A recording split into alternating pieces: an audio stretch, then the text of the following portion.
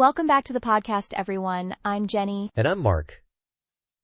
You know, Jenny, sometimes I feel like just blinking makes me miss the next big tech development. It's a lot. Right?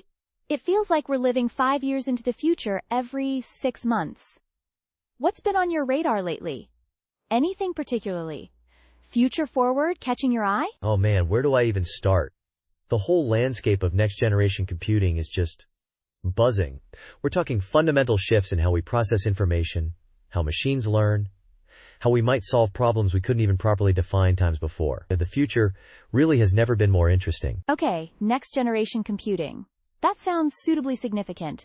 Break it down for us. What's leading the charge? Is it one big thing or lots of little streams converging? It's definitely multiple streams, but one of the most talked about, maybe the most different, is quantum computing. And IBM. Gosh, IBM just keeps pushing the boundaries there. I was reading about their Condor processor. We're talking over 1,100 qubits, 1,121 to be precise. And they've got Osprey with 433 qubits already deployed, and plans for even larger ones. Okay, wait. 1121 qubits with Condor.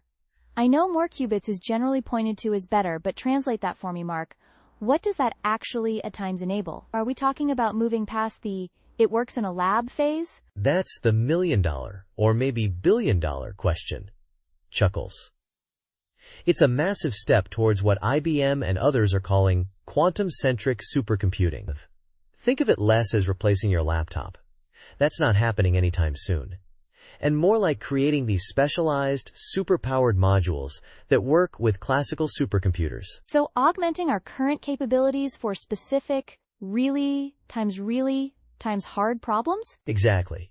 Problems that are just computationally impossible for classical computers, no matter how big we build them. We're talking simulating complex molecules for drug discovery, or designing new materials atom by atom, or optimizing enormous systems, like financial markets or global shipping logistics. 2. The sheer number of variables just overwhelms classical bits. How so? What makes qubits different from the bits we have now? Okay, so classical bits are simple. Either a 0 or a 1. Like a light switch, it's on or off. Qubits, thanks to quantum mechanics, can be 0, 1, or kind of both at the same time. That's called superposition. Think of it like a dimmer switch. It can be off, fully on, or anywhere in between, but in a much weirder, more complex way. Both at the same time. Okay, my brain's already stretching. Stick with me, laughs. Then there's entanglement. You can link qubits together, and they become correlated, no matter how far apart they are. Change one, and the other changes instantly, in a predictable way. It's this combination, superposition to explore many possibilities at once, and entanglement to correlate them, that gives quantum computers their potential power for specific algorithms. So more qubits, potentially more complex entanglement, means bigger problems can be tackled. But you mentioned noisy systems earlier? Right, that's the catch. Qubits are incredibly delicate. Tiny vibrations, temperature fluctuations, even stray radiation can knock them out of their quantum state, causing errors. This is the NISQ era, noisy intermediate-scale quantum. Systems like Condor are pushing the scale, but managing the noise, error correction. That's a huge engineering challenge. It requires some serious infrastructure, like operating temperatures colder than deep space, near absolute zero. Near absolute zero. Okay, so definitely not coming to my laptop anytime soon. And that kind of cooling, doesn't that take a asterisk lot times of energy? We hear so much about sustainable computing goals. Specific. Question 1. That's a really important point, Jenny. Yes, the energy required to maintain those extreme temperatures for large-scale quantum systems is significant. Counterarguments. 1. There's definitely a tension there with the push for greener tech. 4. The hope is that the breakthroughs quantum enables, like designing more efficient catalysts for industry, or better materials for solar cells, will ultimately outweigh the energy cost. But it's something the industry has times to address, perhaps through more efficient cooling, or even finding qubit types that are stable at slightly higher temperatures, though that's still very much research. Good to know it's on the radar. Okay, so while quantum is aiming for these massive specific problems in specialized centers, what's happening with the computers we actually use every day? Are they getting a next-gen boost too? Oh, definitely. And a lot of that boost is coming from Artificial intelligence being integrated right into the hardware, moving beyond just software. You see it in things like the new AMD Ryzen PRO processors.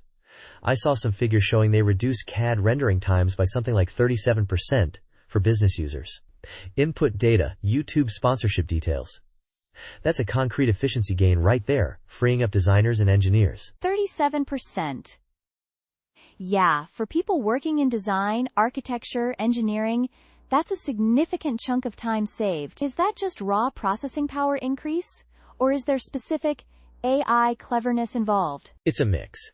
But the AI part, often running on dedicated neural processing units or NPUs right on the chip, is becoming increasingly important. It links into this trend of edge AI. Instead of sending all your data to a massive cloud server farm for AI processing, more tasks are happening directly on your device, your laptop, your phone, your car. Why the shift to the edge? Is it just faster? Faster response time is a big one, sure. Think about real-time language translation or driver assist features in a car. You don't want lag, but it's also often more private, because your personal data doesn't necessarily have to leave your device. Plus, it can be more reliable. The AI feature still works even if your internet connection drops. And often, it's more power efficient. Power efficiency. That ties back into the sustainability theme. Exactly. Companies like NVIDIA, with their newer GPUs, like the Blackwell architecture they recently announced, are really pushing the envelope on performance per watt for AI tasks. 7. They're enabling powerful AI models to run locally, on workstations or even laptops, using much less energy than it would take to constantly communicate with the cloud. It aligns with a big industry push for more sustainable computing, something Gartner highlights too.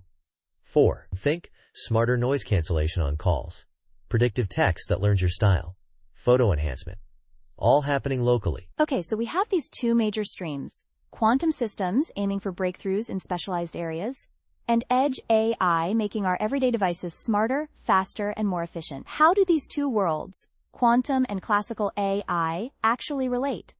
When do you need one versus the other? Great question. Classical computers, even with AI enhancements, are still the champs for probably 99% of what we do. Email, browsing, writing documents, most gaming, running standard business applications. They operate on those definite bits, zeros and ones. They are sequential and deterministic, mostly. Right. The reliable workhorses. Quantum computers, with their qubits leveraging superposition and entanglement, excel at problems with vast possibility spaces. Think about finding the prime factors of a huge number. That's the basis of a lot of current encryption. A classical computer would have to try possibilities one by one, taking potentially billions of years. A quantum computer, using Shor's algorithm, could theoretically explore those possibilities in parallel and find the answer much, much faster. Which is precisely the security concern everyone talks about. If quantum computers can break the encryption protecting our banking, communications, everything, that's serious. It is. And that's why there's a major global effort towards post-quantum cryptography, or PQC.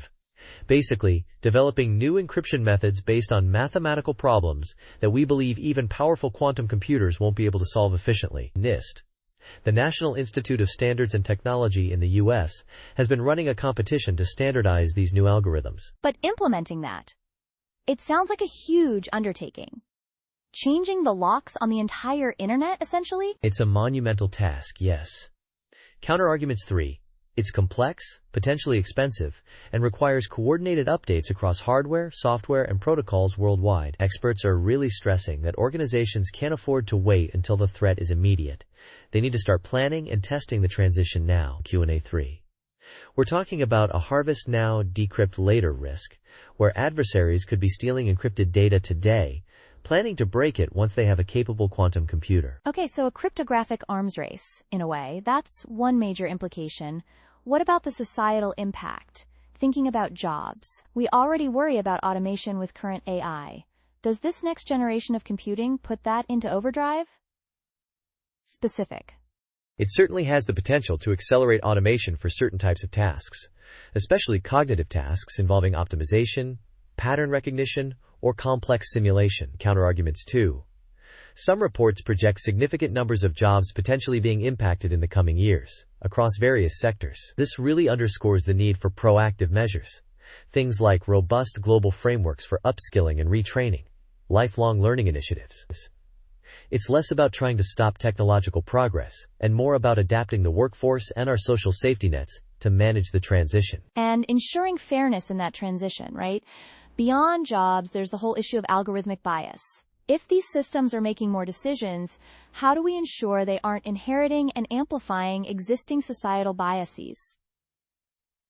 For Q&A 3. Question 3. Yes, that's critical, both for AI and potentially down the line for quantum applications if they start influencing societal systems. Ensuring transparency, fairness, and accountability is paramount. Counterarguments 3. It requires careful design from the outset, using diverse and representative data for training AI models, rigorous testing for bias, and ongoing auditing and oversight mechanisms. It's not just a technical problem. It requires multidisciplinary teams, including ethicists and social scientists, and clear regulatory guidelines. It sounds like the move fast and break things approach really doesn't fly here. Not when the stakes are this high. The potential downsides: reinforcing inequality, creating security vulnerabilities, impacting livelihoods, demand a more considered, responsible approach to innovation. Okay, so looking further ahead, we've got quantum maturing, AI embedding itself everywhere from the cloud to the edge. What other whispers are you hearing from the frontiers of computing? Any other trends we should keep an eye on? Well, the underlying hardware itself is constantly evolving. There's ongoing research into things like photonic interconnects, using light instead of electrical signals to move data between chips or components that could potentially bypass bottlenecks and enable even faster, more efficient machines. 7. Think fiber optics, but times the computer. Faster data flow within the machine itself. Interesting. And then there's the stuff that still feels firmly in the realm of science fiction, but people are actively researching it. Gartner mentioned brain-computer interfaces, or BCIs, being explored not just for assistive tech, but potentially even for mitigating cognitive decline. That opens a whole time other Pandora's box of ethical questions, of course. Wow, brain-computer interfaces. Yeah, we really are venturing into uncharted territory there. But bringing it back to the next decade or so, it seems the core theme is this blend.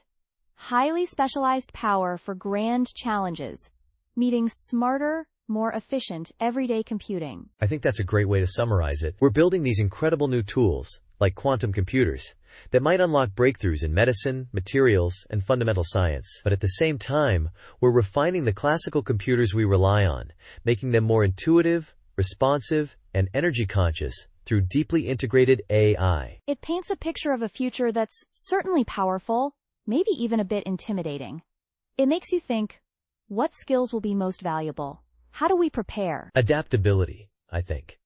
Critical thinking, understanding how to work alongside these intelligent systems, leveraging their strengths while being aware of their limitations and biases. And for developers and engineers, that focus on responsible design, security, and ethics becomes non-negotiable. A fascinating, complex picture indeed. A future that holds immense promise, but one we absolutely need to navigate thoughtfully, keeping the human element, the ethical implications, the societal impact, front and center. Couldn't agree more, Jenny.